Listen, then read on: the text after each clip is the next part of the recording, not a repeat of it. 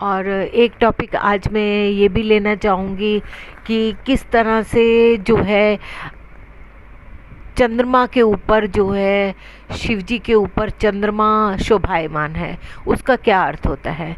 देखिए, शिव जी के ऊपर जो चंद्रमा है, ये नहीं कि उनकी जटाओं में जो है वो चंद्रमा है, ऐसा नहीं है, उनकी जटाओं में चंद्रमा नहीं है।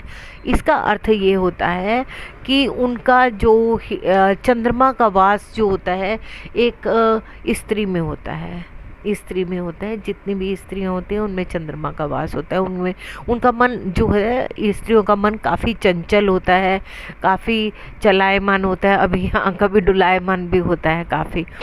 तो चंद्रमा का वास, शिवजी ने चंद्रमा को अपनी जटाओं में धारण करने का अर्थ ये होता है, शिवजी का मस्तिष्क चंद्रमा के समान ठंडा है, बहुत ठंडे दिमाग से वो काम करते हैं, बहुत ठंडे दिमाग से वो सोचते हैं। इसी प्रकार माँ का भी हृदय होता है, चंद्रमा माँ का भी कारक होता है। और जो होता है, माँ जिस प्रकार अपने बच्चे की किसी भी बात को बहुत ठंडे दिमाग से सोचती है, उसकी गलती को, उसकी जो सही बात को या गलत बात को इस तरह देखती है, बहुत ठंडे दिमाग से सोचती है। तो इसी प्रकार यही अर्थ होता है। और जैसे मैंने बताया कि दुर्गा माता का जो होता है, ये नहीं कि माँ शेर की सवारी करके आ जाती है हमारे पास, नहीं, ऐसा नहीं है कि माँ में शेर जितनी शक्ति है कि अपने बच्चों की रक्षा करने के लिए वो सिंह की तरह दहाड़ भी सकती है।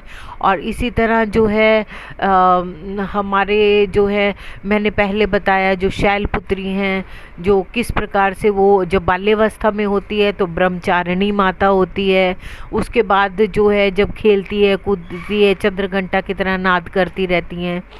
और जब वो कात्यायनी माता बनती है, जब शादी हो जाती है तो कात्यायनी माता का रूप ले लेती है।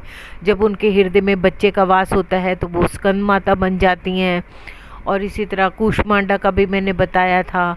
और इसी तरह मैंने एक और जो है कालरात्रि माँ का, जब माता का रूप गुस्से में होता है तो वो कालरात्रि का रूप बन जाती है, कालों के भी काल बन जाती है।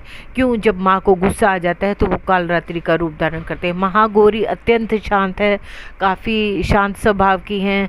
और जो है चंद्रमा के समान, चंद्रमा अपने आप में जो है जैसे पूरी रात के सन्नाटे में अकेला होता है, पूरे गैलेक्सी में अकेला विचरण करता है। और उनको ये बताया है कि बहुत ज़्यादा उसमें ठंडापन भी है, चंद्रमा में बहुत ठंडापन है और एकांतवासी हैं वो।